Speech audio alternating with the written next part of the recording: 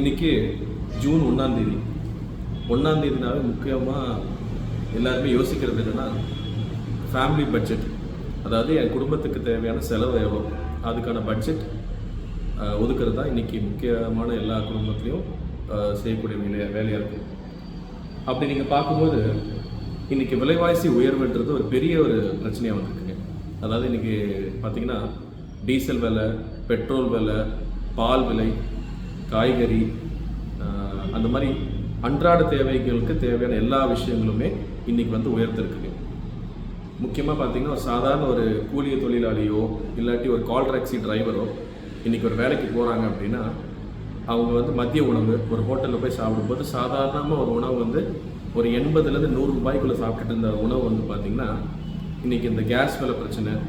ஏன்னா இன்றைக்கி 1ஆம் தேதி சிலிண்டருக்கு 46 ரூபா உயர்த்தி இருக்கிறாங்க. ஸோ இந்த மாதிரி விலை உயர்வுனால அவங்களோட 100 ரூபாய்க்கு சாப்பிட்டுட்டு இருந்த ஒரு உணவு வந்து பார்த்திங்கன்னா இன்றைக்கி ஒரு 150லேருந்து 130 ரூபாய் வரைக்கும் உயர்ந்திருக்கு. ஸோ இது வந்து இன்றைக்கி ஒரு மிகப்பெரிய பிரச்சனையாக நம்மளை சுற்றி உருவாயிட்டிருக்கு. இன்னொரு விஷயம் வந்து பார்த்திங்கன்னா வேலையில்லா திண்டாட்டம். அது எல்லா எலெக்ஷன்லேயும் எல்லா அரசாங்கமும் ஒழிக்கிறேன்னு சொல்கிற ஒரு விஷயம். ஆனால் அது இப்போது மிகப்பெரிய ஒரு உச்சத்துக்கு வந்திருக்கு. இப்போ தமிழ்நாடு பொறுத்த வரைக்கும் தமிழ்நாடு கவர்மெண்ட்டில் மட்டும் அரசு பணியில் மட்டும் பார்த்தீங்கன்னா 1 லட்சம் வேக்கன்சிஸ் காலியாக இருக்குது. இதை ஏன் வந்து இன்னும் யாரும் ஒரு பெரிய முயற்சி எடுத்து இதை ஒரு அட்ரஸ் பண்ண மாட்டேங்கிறாங்கன்னு புரியல.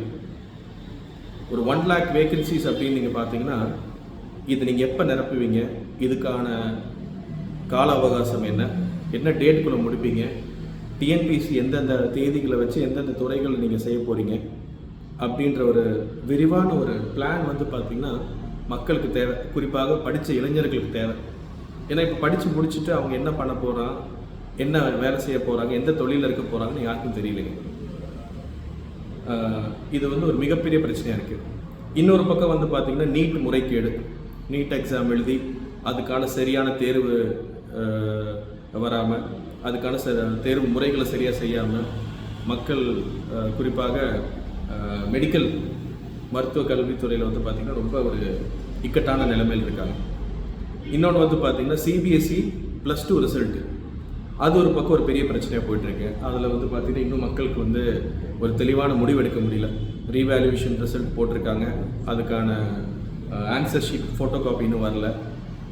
ரீவேல்யூஷன் டேட் என்ன ஆகும்னு தெரியல.